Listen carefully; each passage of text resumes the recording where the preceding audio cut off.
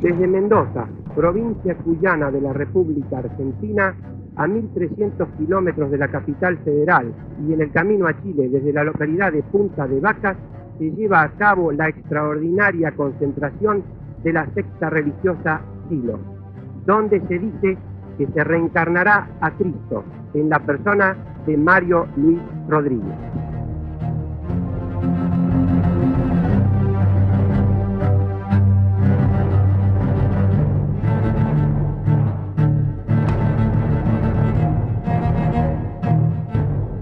No es la espiritualidad de la superstición, no es la espiritualidad de la intolerancia, no es la espiritualidad del dogma, no es la espiritualidad de la violencia religiosa, es la espiritualidad que ha despertado de su profundo sueño para nutrir nuevamente a los seres humanos en sus mejores aspiraciones.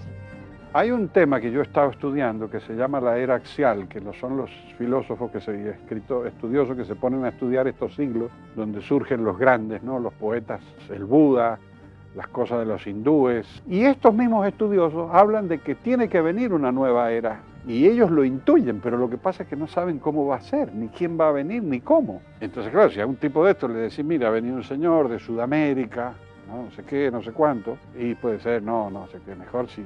Y es así, viene de un rinconcito del universo donde menos se espera para que sea una cosa nueva, genuina, auténtica y profunda, ¿me entiendes? No pedacitos eclécticos de aquí y de allá.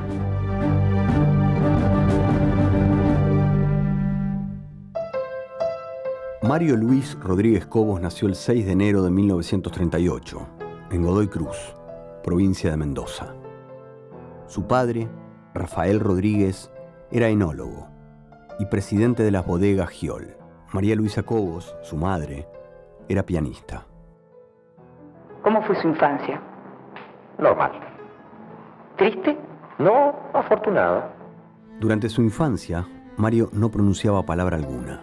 Un día, a los 4 años, su voz se desató. Empieza a interesarse en todo tipo de deportes y la contemplación de la naturaleza. A los 8 años se convierte en el primer niño en escalar el Cerro El Plata.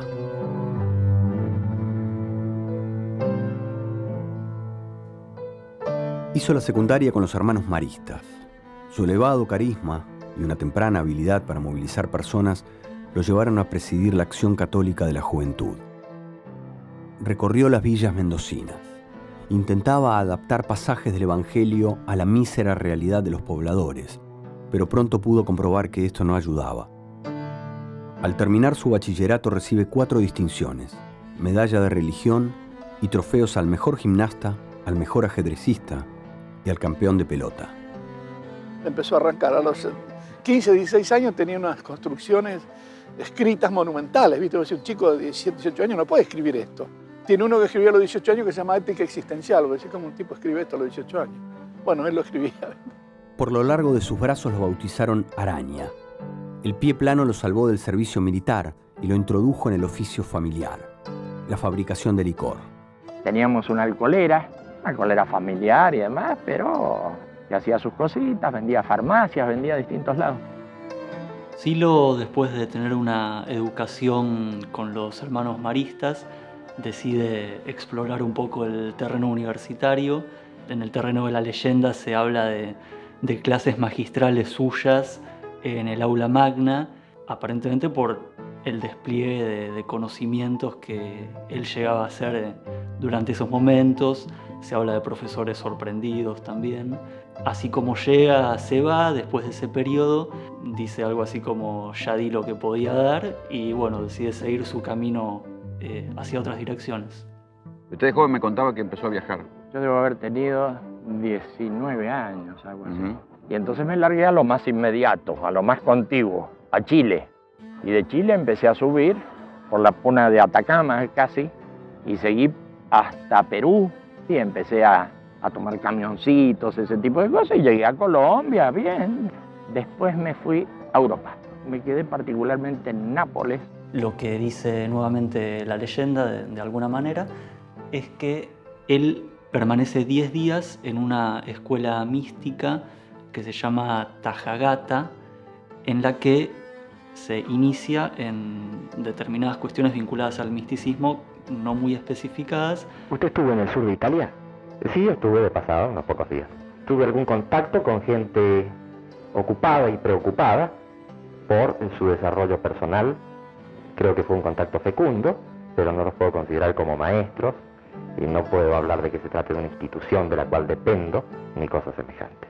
El episodio es importante porque es ahí donde él supuestamente recibe el nombre Silo, retomando un capítulo del Génesis, el 49, en el que se dice que en torno a una figura conocida como Silo, con H al final, se congregarán los pueblos. Esta versión está documentada en la revista Así.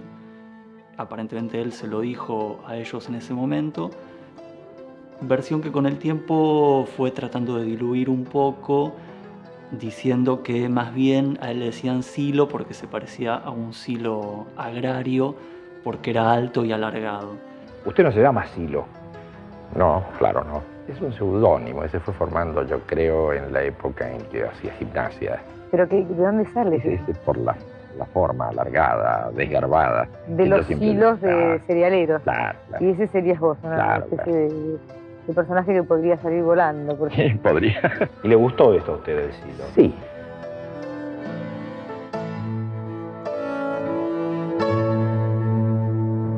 Por primera vez en la historia, una generación de algún modo aparece y se manifiesta. De distintas maneras, pero siempre con una especie de cosa de rebelión. Había un no acuerdo con el mundo que habían pintado. Una década en donde la juventud explotó de pronto en distintas partes del mundo. En ese momento no podemos hablar de siloísmo, ni siquiera tenía nombre de movimiento. Se llamaba La Cosa.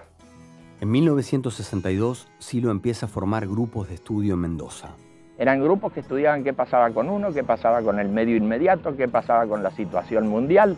Nos abocábamos a eso, pero cuando hablo de grupos hablo de, qué sé yo, de 7 personas que se reúnen en un garaje. Era lo que hacíamos. Él empieza en un país periférico, e incluso en una ciudad periférica, porque no es en la capital de Argentina. Empieza él personalmente a interesar a gente en el asunto. Uno advertía inmediatamente que estaba frente a alguien distinto, distinto en su modo, en su estilo incluso, en su estilo personal. Luego eso se empezó a organizar y tener un poquito de estructuración, de organización. Y surgió Cronos. ¿Cuáles son los objetivos de su prédica? La pacificación, la no violencia, el amor, la paz y la explicación de las posibilidades del despertar.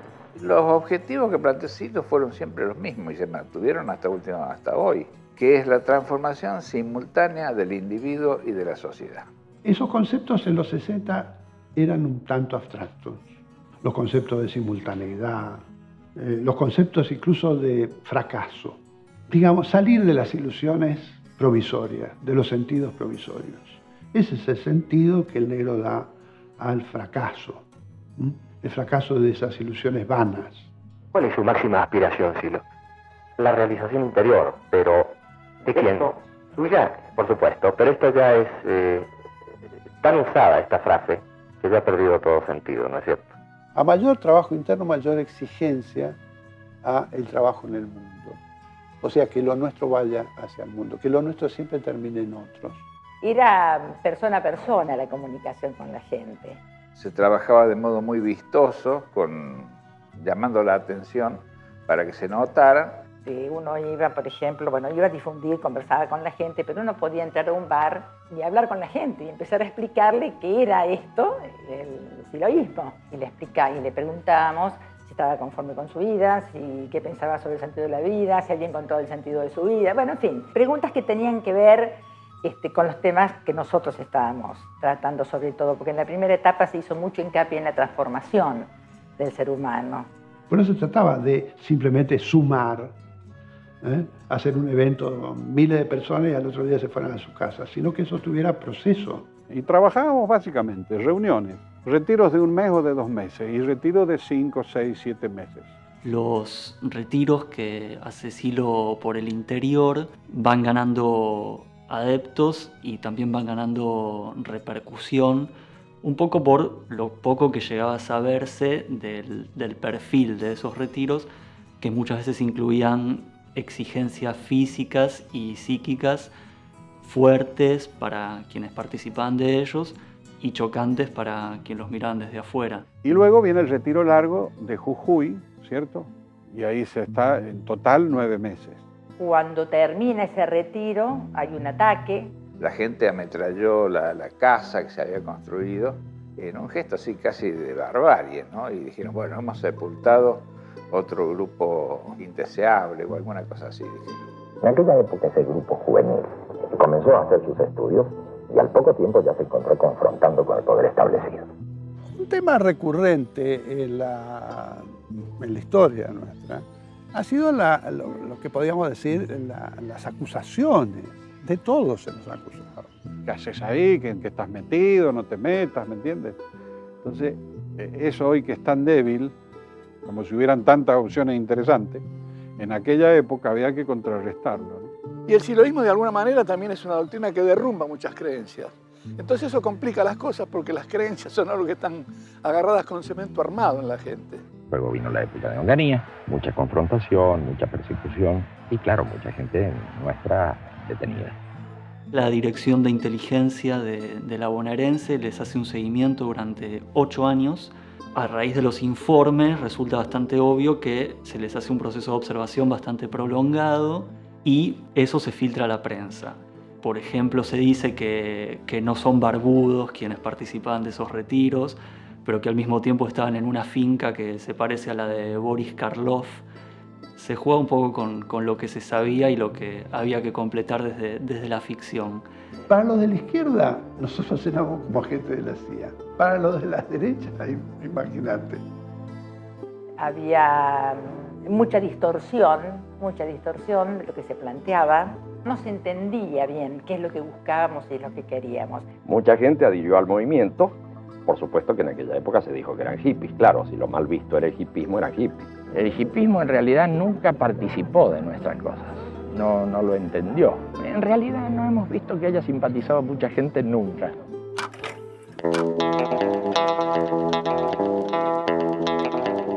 En el 68, ya veo que en la Politécnica de Roma, en la Universidad del Cairo, finalmente en París, y no al comienzo, ahí veo explotar esa dialéctica generacional que simplemente había visto en pequeños círculos y todo aquello ahora tomaba un carácter psicosocial.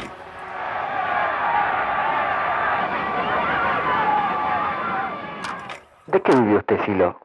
Bueno, he sido gerente de una alcoholera hasta el 1 de enero de este año, cuando me retiré a la montaña en Punta de Vaca.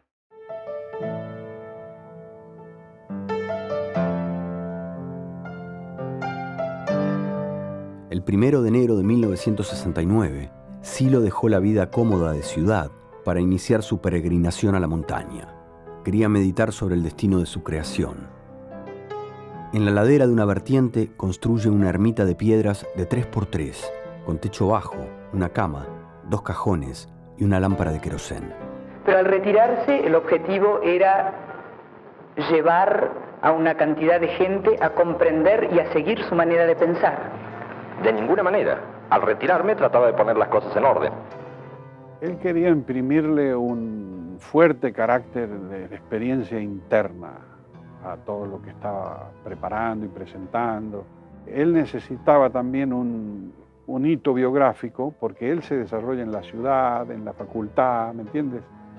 En lugares cotidianos. Entonces él tiene que dar un corte y decir, no, esto es de otro plano. Prueba de ello es que es ahí donde él hace los bocetos de la mirada interna, que va a ser a la larga el libro fundamental, el escrito fundamental. La mirada interna para mí es la mejor pregunta que uno puede hacerse. ¿Quién mira al que mira? Lo que va a encontrar es ese sí mismo, esa cosa más profunda, no el yo, sino algo más allá del yo. Aquí se cuenta cómo al sinsentido de la vida se lo convierte en sentido y plenitud.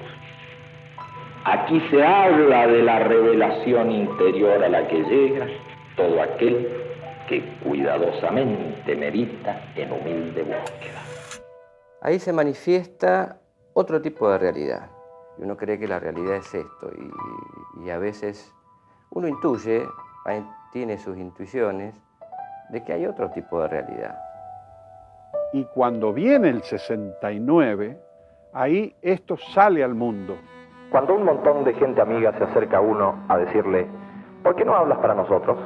Creo que por razones de buena educación debe hablarse para aquellos que piden. ¿Usted lo hizo por educación? Bueno, en gran medida, como ahora lo hago para usted. Nos envía un telegrama. Dice, los espero para conversar de la posibilidad de hacer un acto público. A partir de ese momento nos damos funciones, nos organizamos, unos se encargan de unas cosas, otros de otras. Trabajamos en la difusión. Entonces pintamos consignas en torno a Silo. Silo es bueno, Silo es Cristo, ponían otros. Silo el Mesías, Silo es bueno, Silo es malo. Alrededor de ese eje se hizo una difusión muy novedosa. En muchas paredes de Buenos Aires leemos siga Silo, vea Silo, lea Silo. Ahora estamos con Silo. Silo, ¿por qué la gente debe seguirlo? Al contrario, no debe seguirme. Yo creo que hay una equivocada propaganda en ese sentido, ya que en toda ocasión hablo de que no hay maestro en estas cuestiones más que uno mismo y para uno mismo. La charla que dio en los Andes, Silo, en mayo de 1969, tuvo una característica muy peculiar, primero porque él no decidió dar esa charla en la montaña. A él lo llevaron, lo obligaron porque le prohibieron dar esa charla en la ciudad. Por lo tanto, la persecución policial de aquella época transformó un hecho que hubiera podido ser absolutamente irrelevante en un hecho histórico. Consultamos al gobierno. No podríamos hacer un acto público, pero ¿cómo se le ocurre? Retírense de acá. Bueno. Era la dictadura de Onganía. Estaban prohibidas las manifestaciones. Claro, claro. A lo mejor podemos reunirnos en la montaña, en un lugar donde los amigos van a comer asados, donde... Ah, si quieren hablar ahí, háblenle a las piedras, dije. Ah, bueno. Y eso hicimos. Le hablamos a las piedras. Y ahí empezó la fiesta. Y por eso hoy hay algunos que dicen, cuando vaya a Punta de Vaca hay que escuchar a las piedras, que me ha parecido sorprendente. No vaya a ser que te digan algo.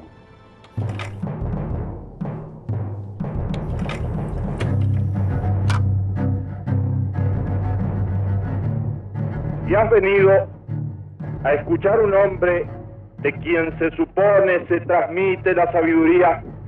Has equivocado el camino, porque la sabiduría no se transmite por medio de libros ni de arengas.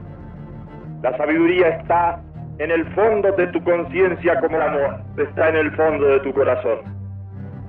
Y has venido empujado por los calumniadores y los hipócritas a escuchar a este hombre a fin de que lo que escuchas te sirva luego como argumento en contra de él. Has equivocado el camino, porque este hombre no está aquí para pedirte nada, ni para usarte, porque no te necesita. La arenga se llamó la curación del sufrimiento.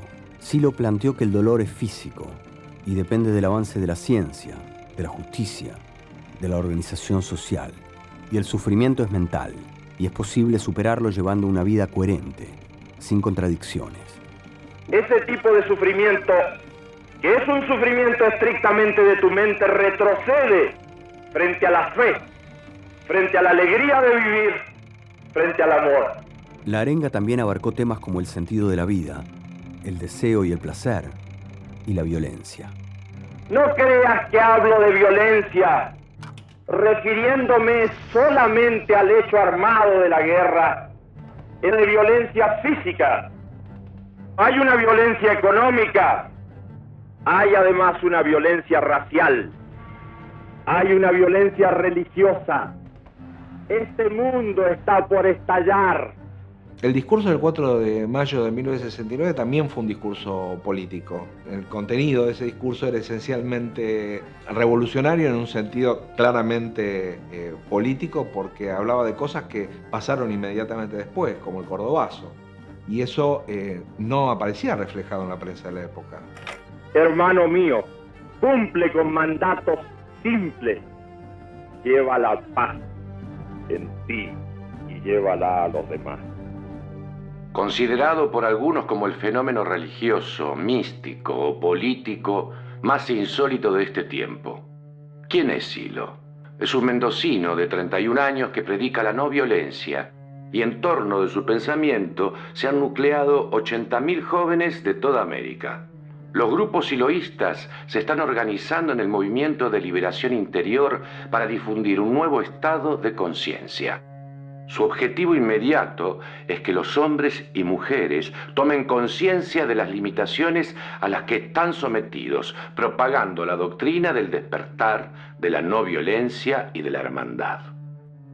Hoy recordamos a esa charla que dio en los Andes como el sermón de la montaña, tiene una intención claramente peyorativa, ¿no? Porque se quería en ese momento instalar la imagen del gurú loco, ¿no? No, de un tipo que tenía ideas acerca de la transformación humana diferentes de las que predominaban en aquel momento. La prensa era muy agresiva, muy torpe y muy absurda.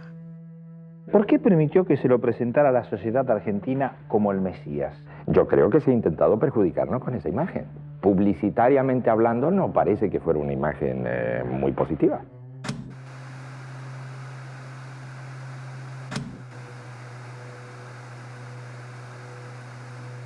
Silo intenta hacer una arenga en una propiedad privada a 20 kilómetros de San Salvador de Jujuy, un lugar conocido como Yala, pero la policía impide el acto. ¿Silo, usted se considera un fracasado? En gran medida, sí. ¿Por qué? Entre otras cosas, porque no puedo llevar adelante la prédica que me he propuesto, merced al tipo de prohibiciones públicas que todos conocemos.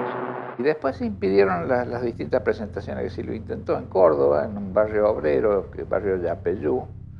Tampoco se pudo hacer. Ibas al lugar y te encontrabas con que estaba la policía ya ocupando. Silo, ¿usted ha venido a Buenos Aires exactamente con qué objetivo? Bueno, he venido invitado por mis amigos para hablar el 31 de octubre a las 19 en Plaza 11. Pienso que este va a ser el último intento. Fuimos a Plaza 11 en Buenos Aires, la misma historia. Y ahí tuvimos que correr porque vino la policía y fue una cosa grosera, como siempre. En 1969, en Jujuy, en Córdoba y en Buenos Aires, hubo gases y detenidos, pero no conferencia. Esa ha sido una constante de las presentaciones públicas de Silo. Represión o intento de ocultamiento, o ambas circunstancias. Un oficial de policía hace su aparición en la puerta donde Silo dictó su conferencia de prensa. ¿Me permite por qué la actuación policial oficial? Bueno, por la explosión que se escuchó, nada más. Nada más que por eso, nada más. Como era un movimiento inclasificable, tanto la derecha como la izquierda lo consideraban un enemigo potencial. ¿Por qué? No sabían de qué se trataba. Entonces la ignorancia, hija directa del prejuicio, hizo posible que se unieran desde la Unidad Popular de Chile a la derecha más reaccionaria en contra de esta misma agrupación que estaba formada por centenares de personas. Eran los momentos iniciales, ¿no?, del movimiento en Chile. Las ideas de él, incluso hoy, cuestionan fuertemente el sistema, los valores del sistema en realidad. ¿Su relación con la Santa Iglesia Católica cómo es? No es buena. Mi punto de vista es que siempre la Iglesia Católica ha estado detrás, criticando a los militares. No, este señor no nos conviene, esta prédica no nos viene bien. ¿Qué decían de ustedes? Y nosotros seríamos una secta para ellos, una secta satánica o cosa por el estilo. Satánica, está jodido. Claro, satánica. Me parece, por las cosas que he leído de él, sobre él, que he podido escuchar, poco comprensible para nuestra mentalidad, quizás vinculado al pensamiento esotérico de las sectas esotéricas, gnósticas. ¿Es usted sectario? ¿Ha sido sectario? Yo recuerdo que Silo se presentó en un principio como una reencarnación de Jesucristo, como el Salvador. Parecía que formaba usted parte, era la cabeza visible de una secta religiosa. ¿Usted considera o lo ve como una secta el siloísmo? Yo creo que sí. Dios es algo no seguro. Mucho menos seguro es todavía que alguien utilice a los dioses para imponer cosas. Siempre ha sido no violento, toda su propuesta ha sido no violenta. Nosotros hemos sido no violentos en una época muy turbulenta acá en Argentina.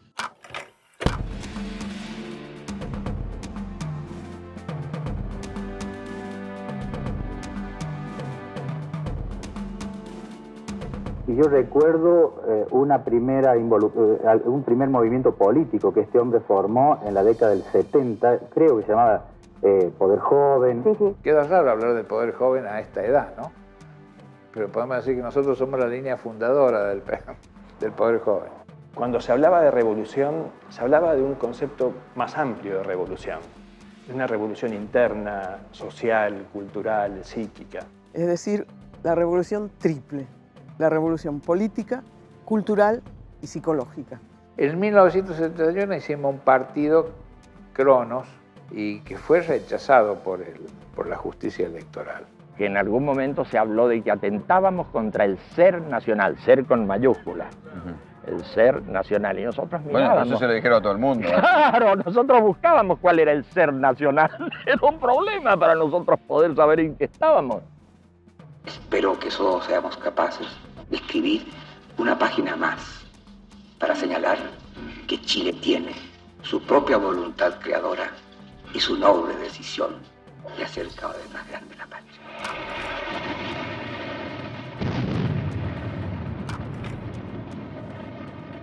En Chile, por ejemplo, hicieron sus verdaderos campos de concentración y metieron gente nuestra en Pisagua, en el norte de Chile.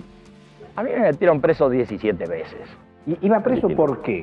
Y por desorden público. Ajá. Bueno, a principios de los 70 la organización entra más allá de las persecuciones que se venían haciendo o de los seguimientos que se venían haciendo, entra ya en una lista negra de lo que es el tercer peronismo, en particular la mirada de López Rega, que los indica como una organización prohibida. Cuando López Rega tenía en sus manos prácticamente la suma del poder, en una reunión con 500 amigos, en la Casa Suiza fuimos 500 detenidos, lo cual es un escándalo. ¿En qué cabeza puede caber que en medio de una conferencia aparezcan unos tíos llenos de ametralladoras y metan a 500 presos por estar en la conferencia? Así que la cosa es complicada, como lo ven ellos, o como lo vieron ellos. En esas épocas, a ver qué época era, 1975, ametrallaron a 2 de los nuestros en plena vía pública, en la calle, a la luz del día, un joven de 25 años que en ese momento rendía su última materia de Derecho, y a otro más de 27, pues así, simplemente, pues fueron barridos. Así que cárceles, persecuciones. Es una larga historia de persecución, pero fea.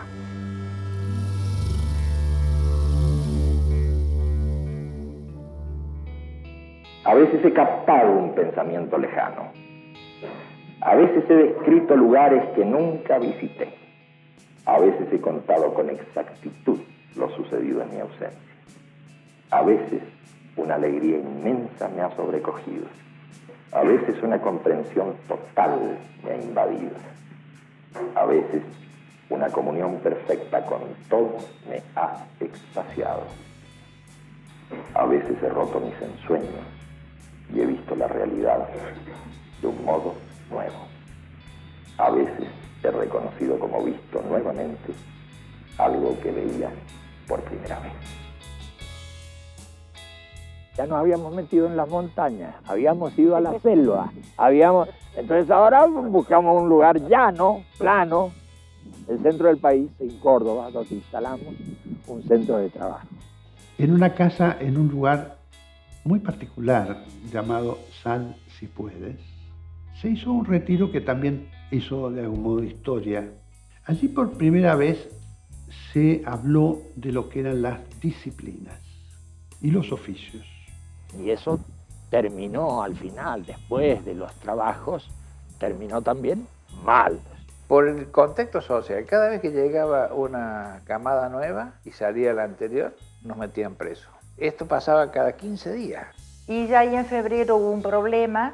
Los sindicalistas entraron en la época de las 3 hayas, año 75, amenazaron con armas, ataron, incluso privaron de la libertad a 2 compañeros que se habían demorado en irse. Una señal importante para decir esto ya no puede continuar por motivos externos. El negro dijo, bueno, comienza la etapa de normalizar la vigilia. Ya no quedaba mucho lugar a dónde ir. Podíamos haber ido al sur, al Polo Sur. Y nos fuimos de acá y caímos en el mar Egeo. Y ahí instalamos en Corfú otro centro de trabajo. En ese centro de trabajo pudimos trabajar sin ningún tipo de problema. Además, estábamos ya cerca de nuestros amigos de Europa. Corfú fue el primer gran encuentro internacional. Fue ahí que para mí se abrió como un nuevo horizonte en lo interno y en lo externo. En Europa ya estábamos trabajando mucho más intensamente porque necesitábamos contar con aparaterío adecuado para esas investigaciones.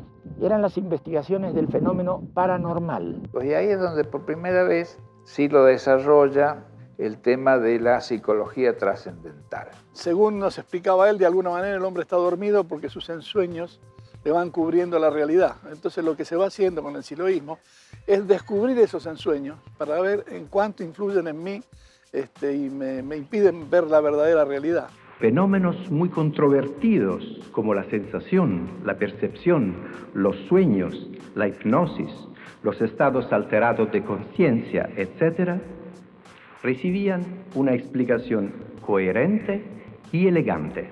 Y empezamos a estudiar la imagen. Ahí se desarrolla la teoría de la imagen. Y eso es una teoría psicológica compleja que hoy unos pocos ya están incorporando al ámbito de lo oficial en materia de psicología. Construye, por así decir, esta herramienta de su psicología desde las funciones básicas de la vida, como lo plantea él en Psicología 1, hasta el contacto con lo profundo en Psicología 4. Se fija un momento de maduración de la doctrina siloísta clave. Es como si dijéramos que hay un antes y un después de ese punto de partida con el estudio de psicología. Después, en el 76, se resumen los trabajos de escuela en Canarias, lo que se llamó Canarias. Cerramos este momento de la escuela de estudio porque vamos a hacer una acción muy fuerte hacia el medio. Las dictaduras militares ya estaban instaladas en toda América.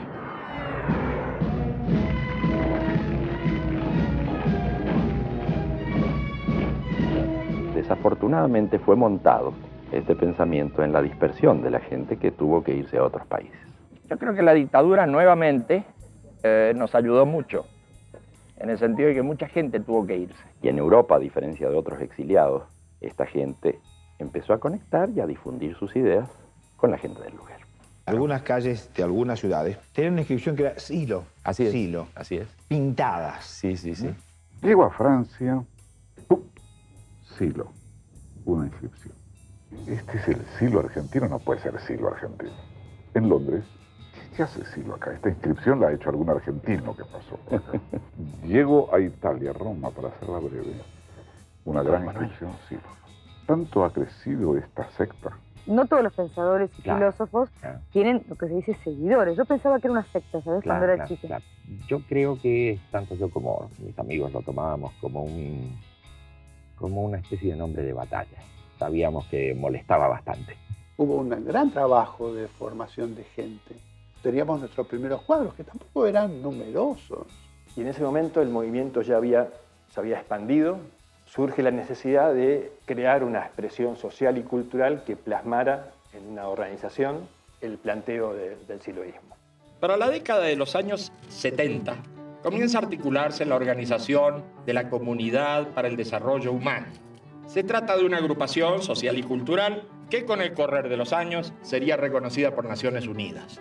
Es a partir de la Comunidad para el Desarrollo Humano, ese organismo cuyo logo podía verse como un triángulo inscrito en un círculo, que empieza a desarrollarse un numeroso conjunto de clubes culturales, organizaciones sociales barriales y agrupaciones de base. Hacia aquel entonces nuestra doctrina, nuestra organización tenía un cierto grado de desarrollo que le permitía ya difundir nuestro mensaje, aspirar a multiplicar nuestro mensaje de una manera más importante.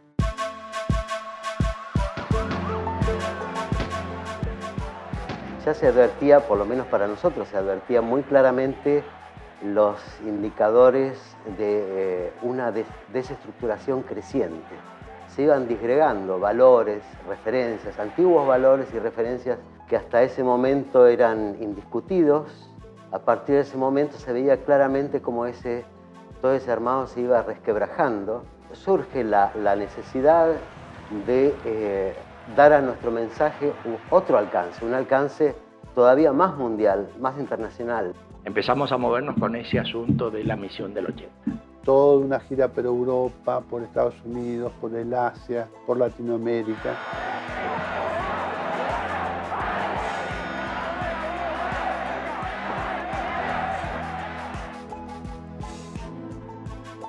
El primer acto fue en Madrid, en el pabellón de deportes del Real Madrid. Ahora con todos nosotros, Silo.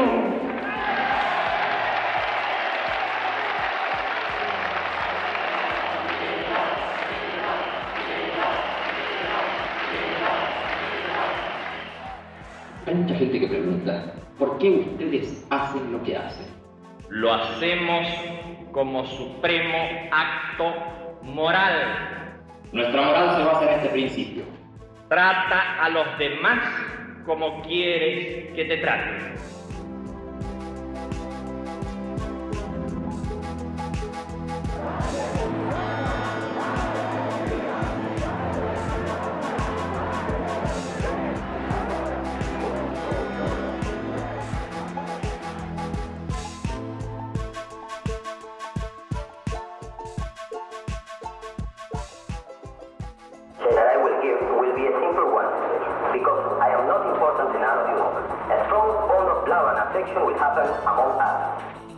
Éramos un pequeño equipo de personas que trabajamos durante unos 8 o 10 meses, utilizando todos los recursos posibles de difusión y con un objetivo que para nosotros parecía inalcanzable: reunir 10.000 personas para escuchar a Silo, para el habla Silo. Y bueno, llegó el 1 de noviembre, que era el acto, y había un ciclón ese día, fuera de estación en Bombay, y con vientos huracanados, alerta meteorológico. Luego, durante el día, empezó a amainar el viento y a la tarde empezaron a llegar las personas, los invitados, los convocados. Cuando vimos la oleada, el mar de gente que iba llegando al evento, o sea, para mí fue impresionante. Se reunieron más de 12.000 personas en la playa de Chowpatty Beach a escuchar a Silo.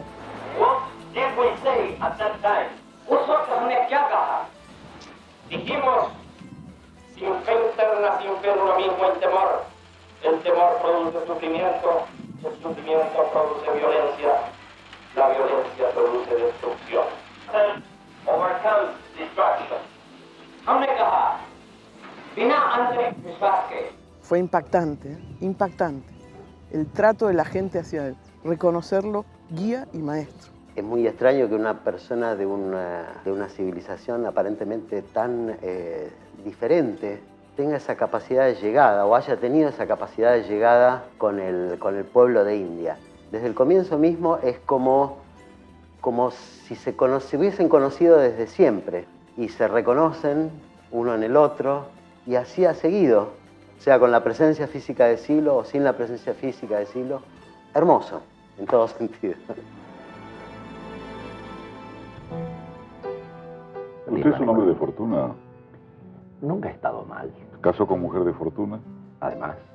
Además, esto le facilitó tener oportunidades de desplegar su pensamiento, de tener una cierta tranquilidad. Lo ayudó para su educación y autoeducación. Sin duda. Silo expandía su mensaje por el mundo, pero Mario Rodríguez también tenía una vida privada. Mientras estallaba el fenómeno Silo, Mario se casó con la mendocina Luisa Cremaschi, su novia desde hacía 10 años, primera figura en el ballet de Santiago de Chile, que había heredado de su familia varios campos vitivinícolas. Mario fue padre a los 41 años. Sus hijos, Alejandro y Federico, crecieron con el consejo de hacer de sus vidas lo que quisieran y desarrollarse lo más posible. En 1986, la familia abandonó la agricultura. Compraron departamentos y una playa de estacionamiento. Una economía media alta, sin apremios ni lujos. Y desde las tranquilas calles de Chacras de Coria, este pensador perseguido y desconocido se preparaba para un inesperado reconocimiento. Antes del esfuerzo de la perestroika ya estábamos en contacto con algunos académicos soviéticos de la época que constituían en parte el campo de la disidencia. Y Gorbachov encarnó eso en gran medida. Mikhail Gorbachov escribió el libro Humanismo y Nuevo Pensamiento, donde comparaba sus ideas con las de Silo. La relación entre Silo y Gorbachov se puede calificar de amistosa, de mucho respeto mutuo. Quisiera que me contaras, antes de terminar nuestra reunión, sobre tu viaje próximo ahora a Rusia. Ocurre que me han invitado de la Academia de Ciencias de Moscú a dar una conferencia acerca de mi pensamiento, de mi punto de vista. Yo les dije, feliz de la vida, pero sin mucha exigencia, porque el tema es difícil y yo vengo del campo.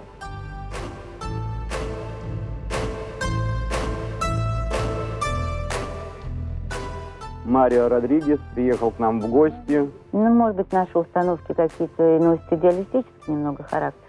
En octubre de 1993, la Academia de Ciencias de Moscú otorgó a Silo un doctorado honoris causa por sus aportes en el campo de la sociología.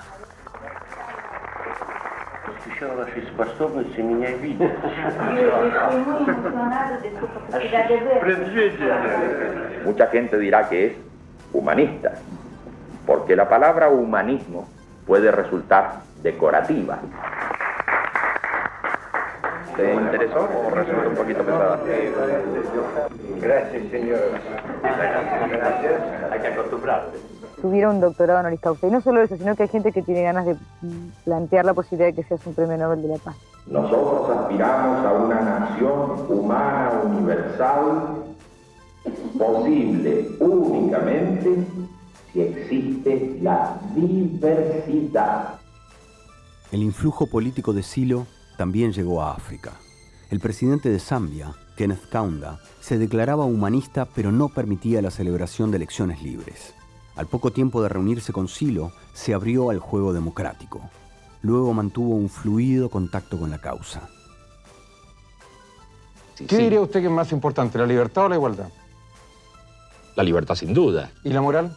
Porque en cuanto a la igualdad tengo mis serias dudas. Yo creo en la confluencia, en la convergencia de las diversidades.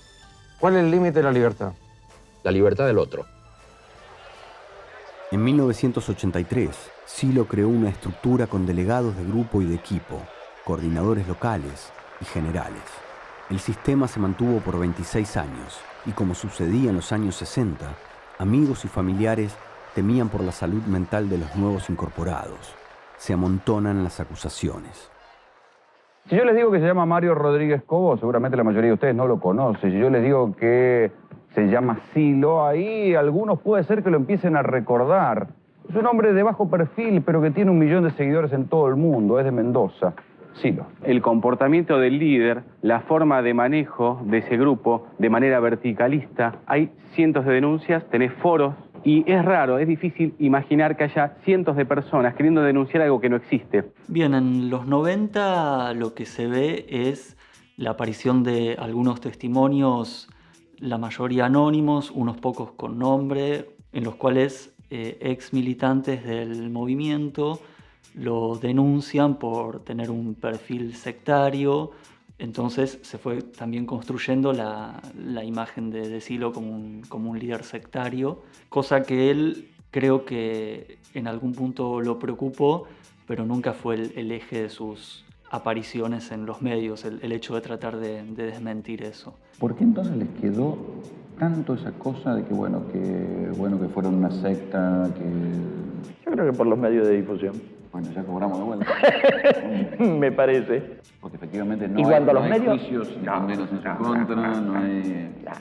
Y cuando los medios de difusión no se lanzaron frontalmente en contra nuestro, manipularon la información de tal manera que quedaba una atmósfera sospechosa. Yo recomendaría la lectura de mis materiales, no por publicidad, por supuesto, sino para poder discutir. Ya no agreden físicamente, pero tienen su gente. Prohíben nuestros libros, no quieren que se lean nuestros libros. Y que no se sepa. Es una consigna, como si tuvieran una consigna. Que no se sepa. Y eso explica. Y si se sabe, que se sepa deformado. Que se sepa deformado, exactamente. Nosotros somos una voz que habla en el desierto. Es la gente la que llega a nosotros. Él habla mucho de espiritualidad y es una persona que lo que ha buscado siempre es el poder. Él ve como una especie de conspiración del mundo contra él. Hacemos algunas cosas que empiezan a sonarle a esa gente a manipulación. Cuidado con ese tema, porque la manipulación, ¿qué es lo que ocurre en el sistema? No puede ser trabajada por nosotros.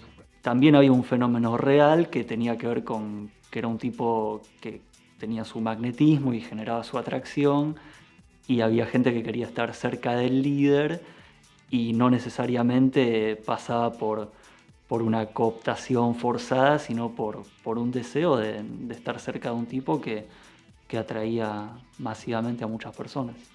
Contento con el cariño y el fervor que Sí, le da toda la gente mucho, que viene a saludar. mucho, demasiado, porque uno no sabe qué hacer, dónde meter la mano. Es fantástico. Algo que veía que sí, que por ahí cuando aparecía el negro así, se daba una cosa de fanatismo por ahí de mucha gente. Creo que también por esa necesidad, ¿no? Y de encontrar algo, una respuesta. Es un ser humano que brindó esa posibilidad y estaba en un contexto también, creo yo, y que tuvo esa profundidad y esa certeza para compartirlo con otros. Y tenemos una calidad humana mucho más elevada de lo que pensábamos. Y todos miramos al costado y decimos, pero con el... Y sí. Sí, mire la cara de los otros y vea que no es una... que ahí hay cosas, ahí hay profundidad también. No, con esos tampoco. ¿Y entonces con quién? Con los que se parecen a ti. Te diré cuál es el sentido de tu vida aquí. Humanizar la tierra. ¿Qué es humanizar la tierra? Es superar el dolor y el sufrimiento. Es aprender sin límite. Es amar la realidad que construyes. Es un nombre común que se puede trasladar en la relación con cualquiera de nosotros y está a nuestro nivel, pero él ha hecho una obra monumental. Luego otra cosa que él siempre está intentando hacer es que es su aporte genuino, sin copiarle una coma a nadie. Sí hace referencia a algún escritor, a algún pensador, porque hay hilos, ¿no es cierto?, de tal época filosófica, de tal, pero el aporte, la parte sustantiva que él agrega, que él propone, lo hace él. Todo lo que plasmó en su obra, él lo vivía, era eso.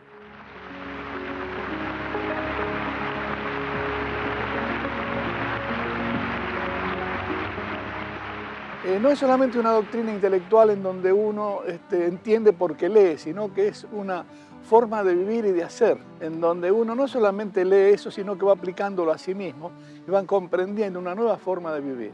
Hay una diferencia muy grande entre la percepción interna del siloísmo y la percepción externa. O sea, la gente que sabe poco del movimiento no entiende muy bien cuál fue la obra del siloísmo. En cambio, es algo indiscutible para quienes tuvieron algo que ver con el movimiento, participaron o siguen participando. O sea, hay como un abismo entre la percepción interior y la percepción exterior. Él estuvo solo siguiendo un interés de que esto le llegue a la gente. Esto que él hizo es para los demás, para que los demás se encuentren con una producción, ¿cierto?, y que les sea útil. Sí lo hizo para mí como una gran síntesis de muchos pensamientos y experiencias. Y lo mejor es que hay muchos puntos de vista acerca de lo mismo y siempre cada vez que lo lees te cambia. Es como decir, bueno, esto yo lo leí antes, pero ahora estoy leyendo otra cosa, ¿no? Porque habla sobre experiencia, muchas cosas. Por lo general, lo mejor es saber estar abierto para experimentar lo que dice, y experimentar con el otro.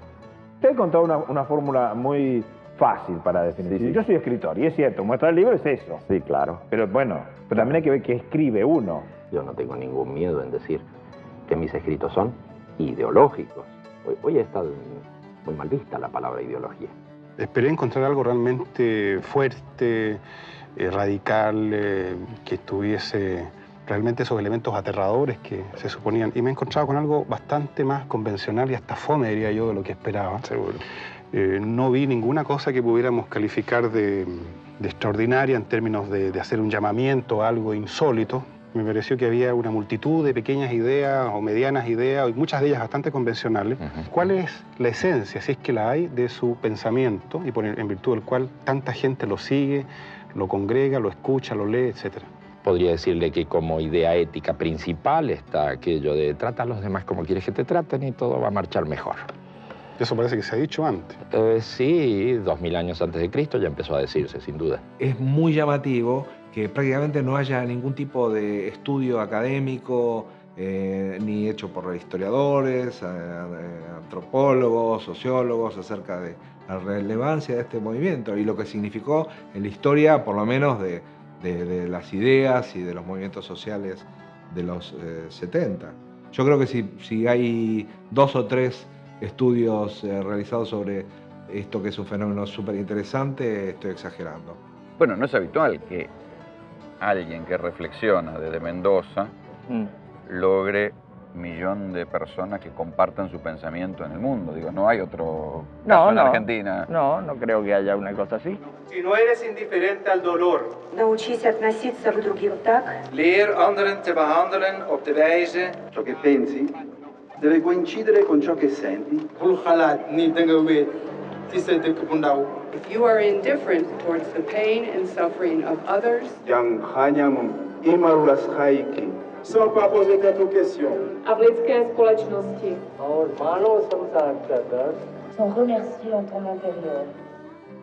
Está con nosotros el señor Mario Rodríguez Cobos. Un hombre sin lugar a dudas polémico y que no nos deja en claro muchas cosas. ¿Le molesta o lo gratifica o no lo quiere, a lo mejor por usted mismo, porque le parece demasiado que le digan que es el fundador del movimiento humanista, como se conoce? No, para nada, me parece... ¿Esto es correcto también? Es correcto. Es un reconocimiento de un hecho que a mí y a mis amigos nos parece de cierta importancia. Nada se puede hacer con las acciones que terminan en uno si no terminan en otro. El humanismo tiene muchas formas de expresión. Los partidos políticos humanistas es una.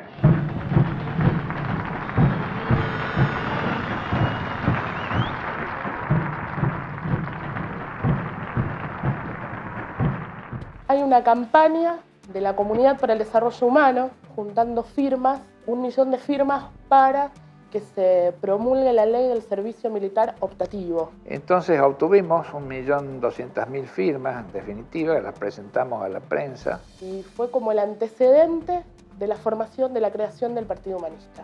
Recién ingresábamos a la democracia y sentían como que justo cuando se había logrado la democracia, habíamos superado el golpe, salíamos con un partido diciendo que la democracia empieza ahora. Con lo cual queríamos llamar la atención de que democracia no eran solamente las elecciones, sino la actividad del pueblo organizado para conseguir objetivos. Todo el desarrollo del armado del Partido Humanista es para terminar con el poder del hombre sobre el hombre, para terminar contra todo monopolio organizativo, contra todo control, sea privado o estatal, para que el poder realmente esté en manos de las personas. Es una propuesta coherente, porque seguimos siendo como movimiento antisistema y utilizamos el partido. No alcanzo a entender cuál es el proyecto de sociedad que esta gente se propone. Realmente es una cosa que para mí está en el ámbito de lo misterioso que se da en política, ¿no? Cuando aparece el PH, los partidos políticos reaccionaron muy mal. Poca experiencia de vida democrática. Se dijo que, bueno, que algunos decían que éramos un partido armado por la CIA, otros que éramos un disfraz del comunismo. Desde sus orígenes, Silo consideró que el enemigo, el imperialismo, eran los cerdos.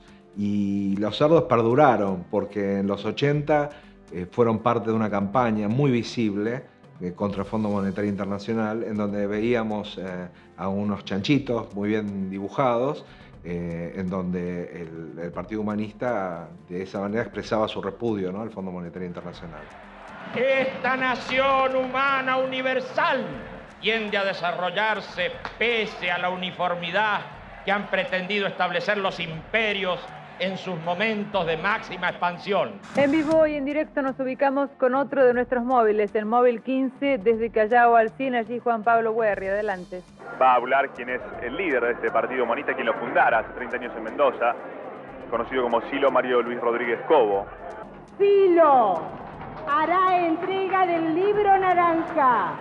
Nos consideramos constructores de un fenómeno político-social absolutamente nuevo. Hay un principio muy simple que tenemos los humanistas, que es cuando tratas a los demás como quieres que te traten, te liberas. Y puede sonar muy simple esa frase, pero no es usual que se use en los ámbitos políticos. Lo que más importa es que tengas sensibilidad, ¿no? Porque de expertos estamos llenos, pero de sensibilidad pocos.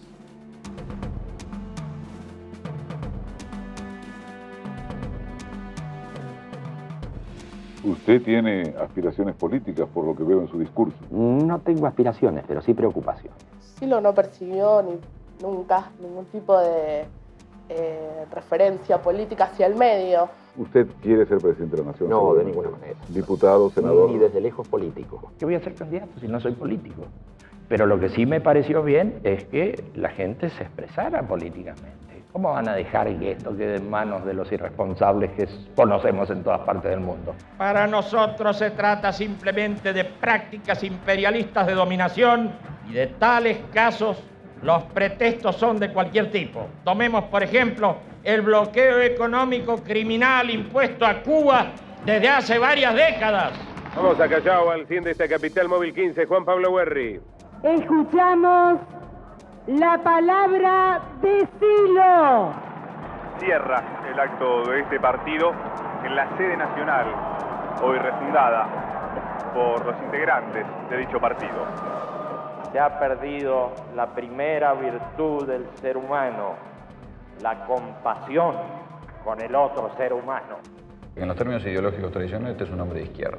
Sí. ¿Elimina los bancos? No, utiliza los bancos para que presten sin usura. La gente está en un estado de indefensión muy grande, escucha una sola campana, con pequeñas variaciones, pero dentro de la misma corriente. Cosas que tenían alguna vigencia hasta hace un tiempo, como la solidaridad, han desaparecido. Acentuado por el tema de la competencia rabiosa, acentuado por el tema de la desconfianza mutua. Usted dice la democracia formal se ha desestabilizado, no sirve, se terminó la democracia de la representatividad y usted propone la democracia real. Algo básico de las propuestas humanistas también es avanzar con el tema de la democracia real y directa, donde la gente misma decida sobre las cuestiones sociales y no el grupito de iluminados que está en el Palacio Legislativo, en el Congreso. Hay muchas reivindicaciones o propuestas que el partido lanzó hace muchos años que hoy se han recogido. Por ejemplo, el tema de la democracia formal, que lo recogieron los movimientos en Europa, en España. La están llevando adelante algunos otros movimientos sociales o algunos otros partidos sin que se sepa muy bien cuál es el origen, que fuimos nosotros. Y no es por una cuestión de derecho de autor o de propiedad o de crédito sobre esas políticas, sino porque en el partido en todo el mundo hay gente que viene luchando por eso durante muchos años. Y eso creo que es una cosa importante.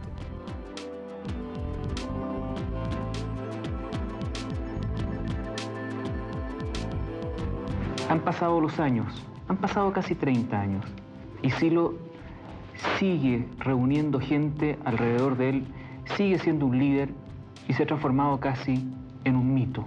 Seguidores de Silo provenientes de distintas partes del mundo se encontraron en Punta de Vacas y recordaron el 4 de mayo de 1969. Con este tema regresamos después de la pausa. El carismático intelectual convocó a más de 1.500 personas de todas partes del mundo.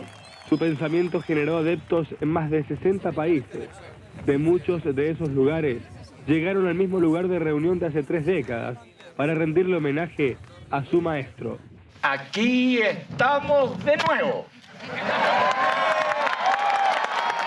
Y en esta situación que nos toca vivir, reconocemos el triunfo provisorio de la cultura del antihumanismo y declaramos el fracaso de nuestros ideales que no se han podido cumplir. En mi caso enseguida interpreté que realmente no habíamos logrado lo que queríamos lograr. Usar la palabra fracaso es lo menos convocante y lo menos publicitario que uno puede imaginar. ¿Cómo va a decir? Lo menos seductor. Nosotros somos fracasados. Ah, muy bien. Eso no lo vamos a escuchar. Pero los triunfadores de hoy no tienen asegurado el futuro, porque una nueva espiritualidad comienza a expresarse en todo el mundo. Fracasó nuestro ideal, pero también estaba dando la pauta de que este sistema así no podía seguir por mucho tiempo más. Si hoy tenemos que declarar nuestro fracaso, también tenemos que anunciar a una nueva civilización que está naciendo, la primera civilización planetaria de la historia humana.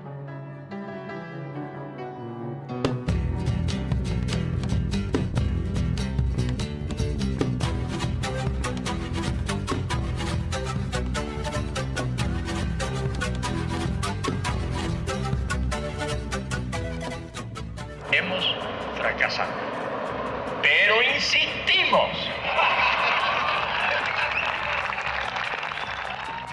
Hemos fracasado, pero insistimos. Y bueno, ahí abre el futuro de vuelta, pero en general no creo que lo haya cerrado antes, sino que era un momento de proceso.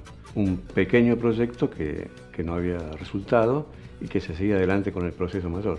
Fracasamos, el objetivo, pero el resultado no es lo más importante. Lo que es importante es lo que hacemos. Ahora lo vamos a hacer realmente si lo sentimos. Hemos fracasado y seguiremos fracasando. Una y mil veces. Porque montamos en alas de un pájaro llamado intento, que vuela sobre las frustraciones, las debilidades y las pequeñeces.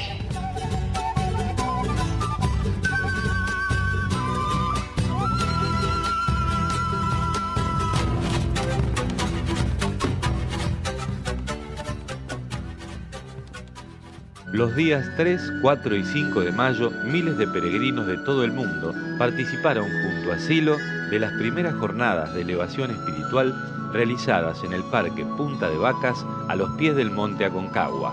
Durante estas jornadas se realizaron encuentros, peregrinaciones, ceremonias de elevación espiritual y Silo habló a los asistentes. Hemos peregrinado a este paraje desolado buscando la fuerza que alimente nuestra vida, buscando alegría en el hacer y buscando la paz mental necesaria para progresar en este mundo alterado y violento. Y así fuimos pasando de lugar en lugar, saltando como pulgas de lugar en lugar, porque no había otra. Y se empezaron con construcciones más estables, a las cuales hemos llamado parques, salas, salitas. Poco a poco se fueron erigiendo en distintos puntos esas construcciones más definitivas.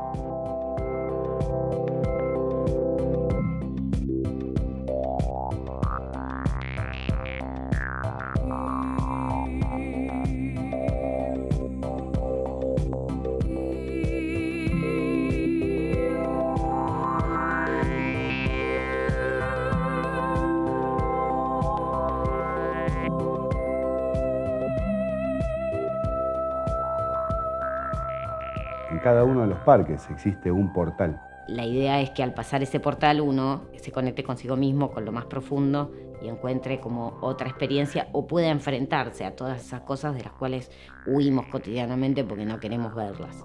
Después está la fuente, que es de origen hindú, que es el Jyotirlinga, que es la unión de lo femenino y lo masculino, no solamente desde el punto de vista sexual, sino en sus características esenciales, espirituales. Y por supuesto el monolito, ¿no? Con su izaje, su posicionamiento, su verticalización, su plataforma. Simboliza la conexión entre el cielo y la tierra. Luego está la sala, lo que sería el ámbito de meditación, que tiene 4 puertas, totalmente vacía por dentro, que es el lugar de meditación, el lugar donde se hacen también ceremonias. Los parques son espacios muy particulares. Son espacios de reflexión, de estudio, que se van conectando alrededor del mundo.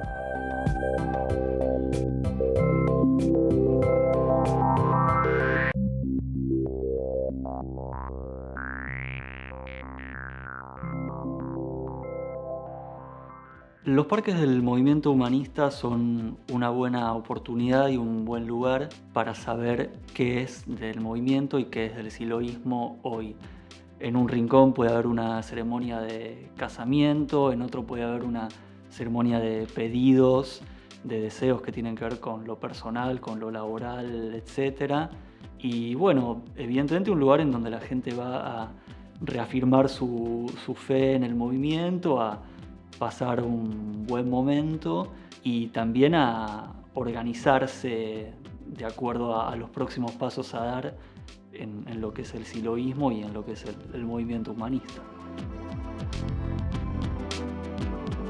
Aspiramos a que los parques de estudio y reflexión se conviertan en faros de la humanidad. Llega mucha gente por ahí con mucha perturbación. Entonces se da una recomposición psicológica también. Y en medio de este mundo cada vez más violento, cada vez más inhumano, esa violencia se va a ir acelerando y en algún momento la gente va a necesitar tomar contacto con otra cosa. Si la sociedad sigue teniendo como principal valor el dinero y la materialidad y el individualismo, grandes capas de la población van a ir sintiendo cada vez más un vacío en su interior. Entonces va a ser necesario que haya lugares donde la gente puede ir a reconducir su vida. Cuando el sistema caiga, los parques van a aparecer como esos lugares para algunos será un refugio, para otros será un lugar de reparación interna y para las nuevas generaciones un lugar donde empiecen a formarse en otros valores.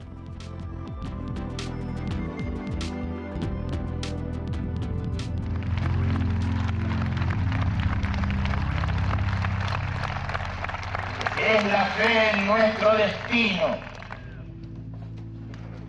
Es la fe en la justicia de nuestra acción. Es la fe en nosotros mismos. Es la fe en el ser humano, la fuerza que anima nuestro vuelo. Porque no es el fin de la historia, ni el fin de las ideas, ni el fin del hombre. Porque no es tampoco el triunfo definitivo de la maldad y la manipulación. Por eso es que podemos intentar siempre cambiar las cosas y cambiarnos a nosotros mismos. Silo delegó el liderazgo del movimiento en una asamblea mundial y lanzó el mensaje de Silo, donde reflexiona sobre las grandes preguntas. ¿Quién soy? ¿Qué quiero? ¿A dónde voy? Desde mi punto de vista personal, poner en marcha este mensaje es en realidad retribuir a la gente, retribuirle todas las cosas buenas que la gente me ha dado, que la gente me ha hecho llegar. El mensaje surge en un momento de cerrazón del futuro, en un momento de desesperanza, de violencia, y él lanza este mensaje que es místico, fundamentalmente místico, porque según decía, en los momentos más cruciales de la humanidad, el ser humano empieza a dejar de lado ciertas cosas, ciertos valores, ciertas creencias que se caen, y empieza a mirarse a sí mismo hacia adentro. El mensaje surge en ese contexto. A mi forma de ver, lo que el mensaje de Silo expresa es algo evolutivo. Me parece que Silo trata de decirnos que hay que evolucionar y que lo que estuvo haciendo a lo largo de toda su vida fue tratar de transmitir, viendo la diversidad de las personas y de las culturas, encontrar la forma que le encaje a todos para ir hacia la misma dirección, esto de evolucionar. Me parece que Silo lo que vino a decir en su mensaje es que es hora de encontrar ese fuego también para evolucionar, pero interno. Silo es un hombre de mucha actividad social, de mucha comunicación, de mucho escrito, ¿viste? Pero su pilar, su esencia es, como yo lo podríamos decir a lo Shakespeare, tener o no tener experiencias internas. No tiene experiencia interna, no se entiende un pito. No puedes comunicar con facilidad el mensaje, porque el mensaje es, sobre todo, experiencia. Pero ¿cómo explicas una experiencia que el otro no ha tenido? Las experiencias, sobre todo las experiencias que nos interesan tanto, que son las experiencias de cambio. Ese tipo de experiencias que se dan como en otro espacio, esas que todos hemos tenido y que no solemos tener en cuenta, que nos olvidamos de ellas, son experiencias muy reveladoras en las que nosotros profundizamos. El buen conocimiento lleva a la reconciliación. El buen conocimiento lleva también a descifrar lo sagrado en la profundidad de la conciencia. Consideramos al ser humano como máximo valor por encima del dinero, del Estado, de la religión, de los modelos y de los sistemas sociales. Impulsamos la libertad de pensamiento. Propiciamos la igualdad de derechos y la igualdad de oportunidades para todos los seres humanos. Reclamamos para nosotros el derecho a proclamar nuestra espiritualidad y creencia en la inmortalidad y lo sagrado. ¿Y entonces quién soy?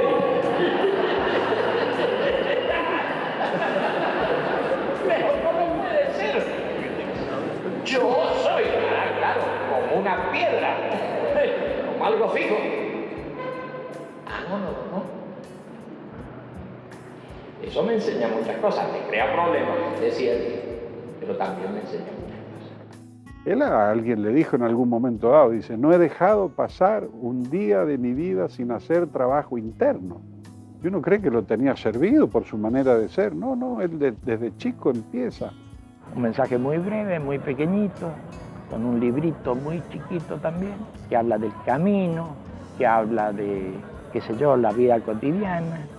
Ese es el librito que nosotros pasamos y le decimos a la gente, medite este librito, fíjese si en este librito están las cosas que a usted le resuenan como cosas importantes en su vida. Es raro para la gente, digamos, ¿no? O se juntan en un local, es como bastante divertido como lo plantean. Pero sí planteando el tema de si es una religión, si no es una religión, eso es religioso, como algo peyorativo, digamos, ¿no? El negro lo definió el mensaje como, el mensaje es una especie de espiritualidad que no sabemos qué es. Perfecto, entonces ya tenemos problema para todos lados porque generalmente se trata de encasillar. Bueno, esto es un libro, esto es un no sé qué, y esto es algo vaporoso que resuena en el corazón, digamos. El mensaje como propuesta, ¿no? Sería para mí como una búsqueda, ¿no? Hacia lo interno y hacia las posibilidades del ser humano, que son muchísimas y que recién creo que estamos tomando contacto con eso, recién. Es bueno para vos y es bueno para la humanidad y estás aportando al mundo. Eso es lo importante. Para mí, ¿no? Después, si es una religión, si es una secta, no importa un carajo. Que digan lo que digan y está bien. Nosotros somos muy ceremoniales. ¿Tienen rituales? No sé si exactamente rituales, pero ceremonias. Ceremonias como en la vida civil. En la vida civil hay ceremonias para todo. Ceremonias laicas. Pero la gente no lo reconoce. La gente no reconoce que se casa por ceremonias, que iza la bandera con una ceremonia. Es mi complemento. Yo soy su complemento. Y juntos vamos a lograr pasar a la otra dimensión. Hacemos ceremonias de bienestar. Por ejemplo, cuénteme. Para que la gente se sienta bien. Pedimos para aquellos que se sientan mal, para que se sientan bien. Entonces uno empieza a revisar. Eso me suena pastor evangelista, ¿eh? Sí, bueno. Un pedido. ¿A quién le hacemos nosotros pedidos? ¿A un Dios? No. El pedido para nosotros es un mecanismo. Es algo que existe desde muy antiguo en la cabeza humana. Mi mente está inquieta. Mi corazón sobresaltado. Mi corazón sobresaltado. Mi cuerpo tenso. Afloja. Mi cuerpo, mi corazón y mi mente. Concentremos la mente en lo que necesitamos que se cumpla realmente.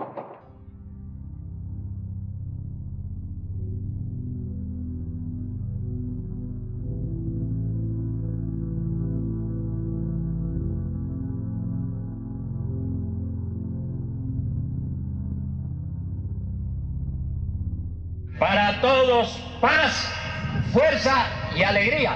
Paz, fuerza y alegría.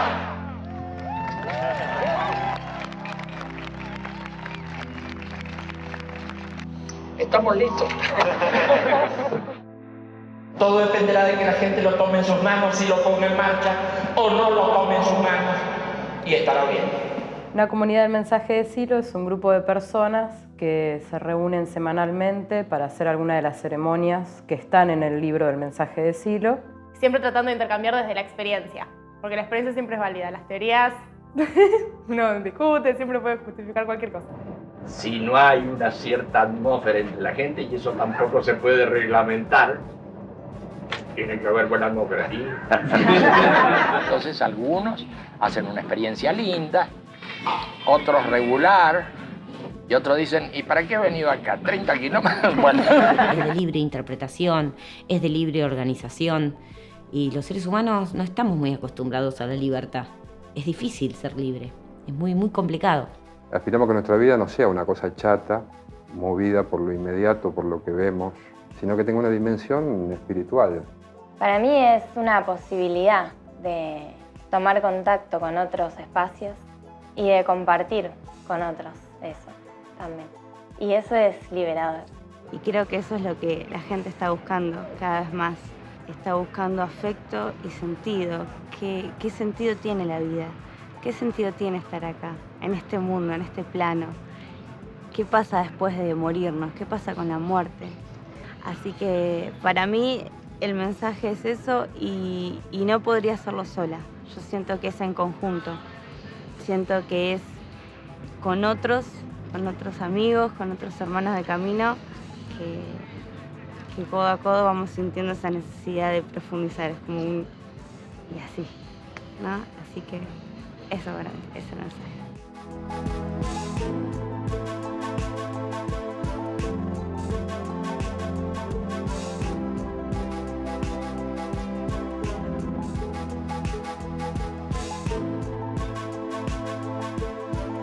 Muy bien, ¿qué otras cosas hemos hecho? En los años 70, Silo abrió lo que denominó la escuela, desarrollando las 4 disciplinas, 4 vías de acceso a lo profundo. La experiencia tuvo que interrumpirse por el clima social y político de la región. En el 2002, Silo empieza a formar un pequeño grupo de maestros en las disciplinas, desarrollando herramientas para llegar a la profundidad de la conciencia, llegar a eso que uno intuye o experimenta, el mundo interior del ser humano.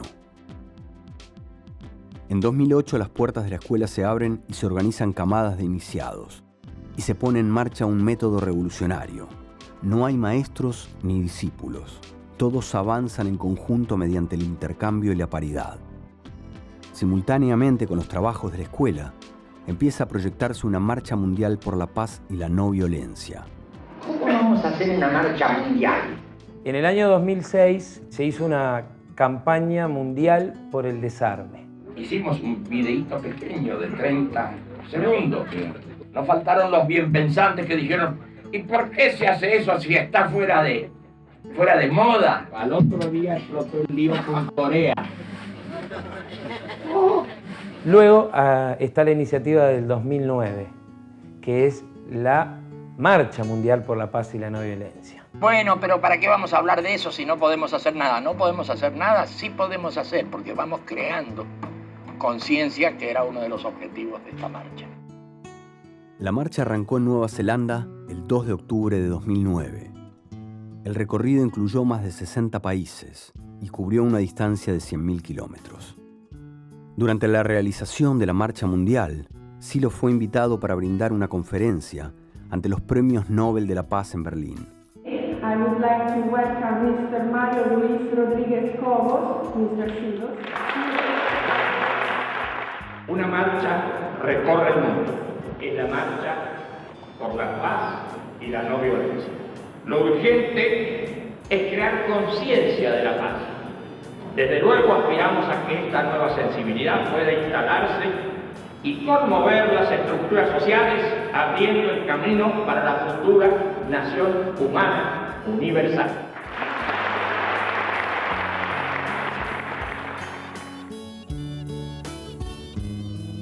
La última aparición pública de Silo fue el 2 de enero de 2010 en Punta de Vacas, al realizarse el cierre de la Marcha Mundial. Comentó en ese momento: ustedes son los protagonistas y deben seguir marchando. ¿A los 56 años ya comienza a pensar en la muerte o todavía no? Siempre he pensado en la muerte. Sí, sí. Yo creo que en general hay muchas cosas que hacen que la gente eluda la mirada de la muerte para hacer cosas. A él le parecía muy interesante el tema de la muerte y que no había que ocultarlo, había que hablarlo. En general a él le interesaba mucho hablar del tema de la muerte porque lo veía interesante a la hora de hacer cosas y nos llevaba a la búsqueda del sentido, ¿no? Declaro ante ustedes mi inconmovible fe y mi certeza de experiencia respecto a que la muerte no detiene el futuro, a que la muerte, por lo contrario, modifica el estado provisorio de nuestra existencia para lanzarla bienaventuradamente hacia la trascendencia inmortal. Jugamos más bien al proceso, al futuro, porque en breve tiempo parto yo. Todo es muy ilusorio y todos marchamos rapidito hacia la muerte. Y si todo termina con la muerte, no hay sentido en la vida, a menos que usted encuentre otras posibilidades. ¿Por qué tanta censura? ¿Por qué tanta autocensura? Ya se acabó el racionalismo del siglo XIX y XX. La gente debería ponerse a explorar esos nuevos caminos. Hay una anécdota concreta de que 2 años antes, hablando de esos temas, como dando a entender que quizás en un tiempo más él se fuera de este mundo, o como decía él, de este espacio, de este tiempo. Pero bueno, esas cosas que uno dice, bueno, lo dirá por decir. Él nos venía avisando, pero uno se distraía absolutamente de esos momentos en los que él hablaba de la muerte, que nos iba a tocar a todos. Y... La guadaña pasa. Claro. Se veía su cuerpo deteriorándose por el problema de salud que tenía, pero la misma cabeza lúcida que había orientado a nuestro movimiento durante 4 décadas era exactamente la misma. No había nada mermado, digamos, en su capacidad, en su sabiduría, en su visión del mundo, en su modo, digamos, de llevar el proceso de orientación.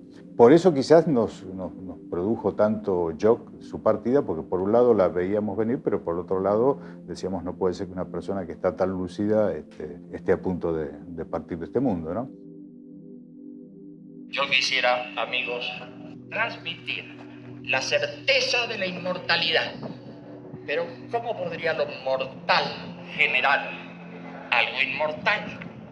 Tal vez deberíamos preguntarnos sobre ¿cómo es posible que lo inmortal genere la ilusión de la mortalidad? ¿Cómo sigue esta película? ¿Es que usted termina para siempre? ¿O es que algo continúa en usted?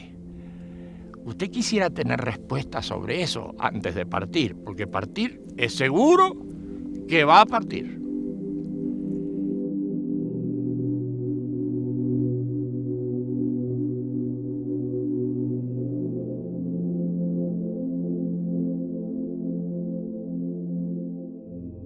Esta mañana falleció Silo, el reconocido pensador y líder espiritual argentino, fundador del movimiento humanista. Mario Luis Rodríguez Cobo murió a los 72 años en su casa de Chagras de Coria, muy cerca de Mendoza, su ciudad natal. Estaba acompañado por su familia y sus amigos y sufría una grave enfermedad. Había rechazado someterse a diálisis a pesar de esa dolencia. De mi obra no creo que sobreviva nada, porque... ¿Y qué rescata lo más importante, por lo menos? Yo creo que la obra misma es un pretexto de comunicación con la gente.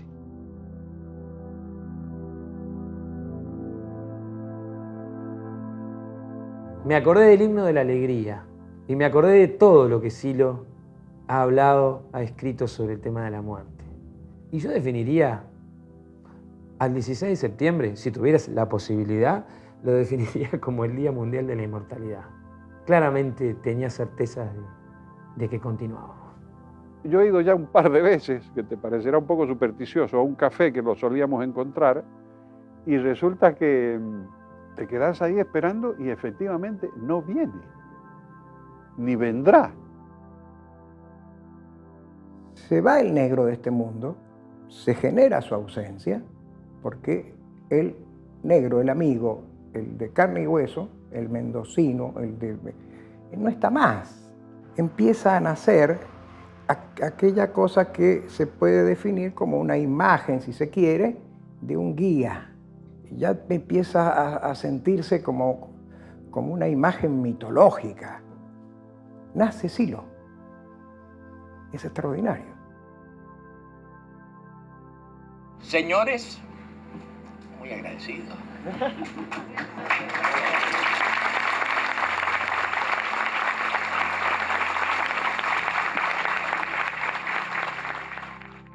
Me cuesta pensar a Silo como alguien que haya dejado muchas cosas al azar, incluso las cosas que parecen dejadas al azar o impensadas, él las pensó bastante bien. Para mí el legado de Silo es un camino, una forma de vivir, de ver las cosas, de sentirnos a nosotros mismos y sentir a los demás desde algo más humano y no desde el sinsentido de la vida cotidiana, chata y aburrida. Nos ha dejado una profundidad en donde cada día uno va releyendo, va estudiando, va practicando y se va dando cuenta de que es una dimensión infinita de experiencia. Él me mostró el camino, cómo recorrer del sufrimiento a ser libre y feliz. No digo que soy 100% libre y feliz, pero que estoy en un 80%, por ahí, por ahí. Hay una frase que se ha repetido muchas veces y que es muy simple y que dice gracias, Silo. Un sentido de agradecimiento. Y es que él se da gracias. Yo puedo hablar por mí y por algunos que conozco. Pero acá hay todo un legado de ideas que no son pocas y muy importantes. Así que obviamente, gracias, muchas gracias, Silo. Y así fue como llegamos al momento actual. No hemos llegado al momento futuro todavía, pero vamos a llegar.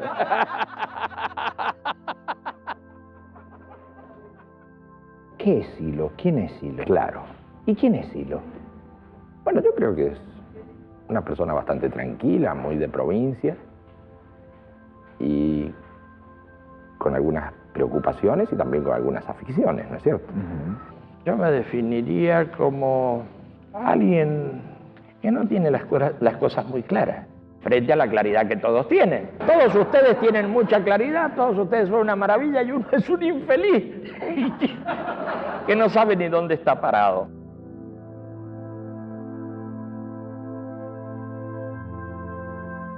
Para mí fue un amigo, un guía espiritual, un trabajador incansable. Él sigue siendo, ¿no?, muchas cosas. Muy querido, por cierto.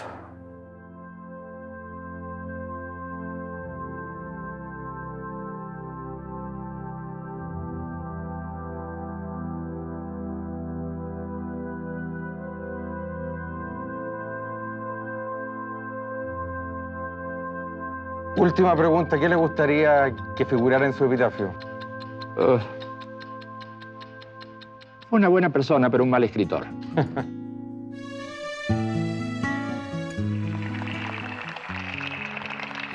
Estamos al fin de un periodo histórico oscuro y ya nada será igual que antes. Parece que todo se cayera. Se caen instituciones, se caen formas políticas.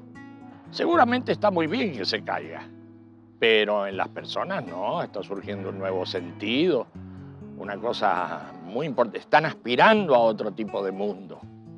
Vamos bastante bien y nada de apocalipsis. Eso no es así.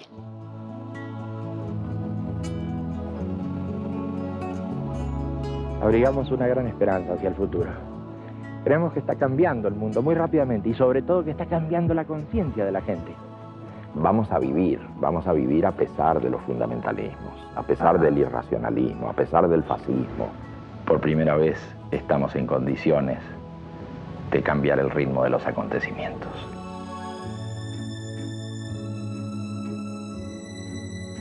Hay síntomas de nuevos tiempos, no solo los desbordes, que es un aspecto, hay otras cosas. Hay un nuevo horizonte. Claramente se está perfilando un nuevo horizonte. Queremos llamarle un horizonte de poesía en la práctica, bueno, como quieras. Pero se está abriendo otra frontera mental, sin ninguna duda. Estamos en otro mundo, como dicen los españoles, hostia.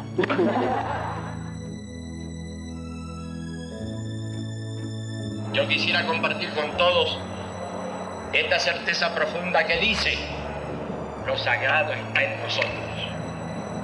Creo que algo muy bueno ocurrirá cuando los seres humanos se encuentran el sentido, tantas veces perdido y tantas veces reencontrado en los recodos de la historia. Para todos, paz, fuerza y alegría. También para ti, paz, fuerza y alegría.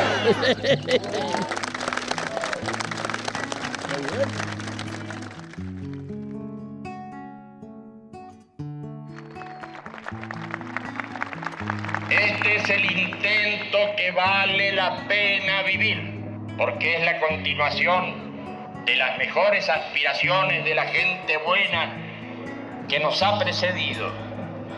Es el intento que vale la pena vivir, porque es el antecedente de las futuras generaciones que transformará al mundo.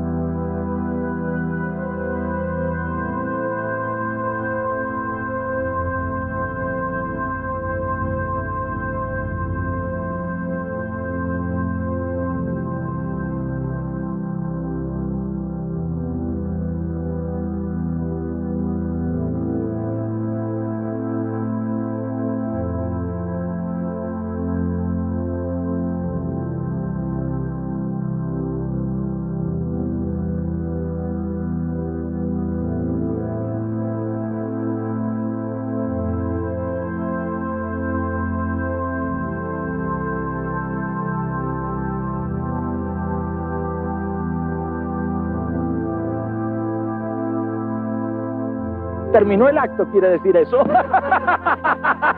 Muchas gracias a ustedes, muchas gracias, muy amable.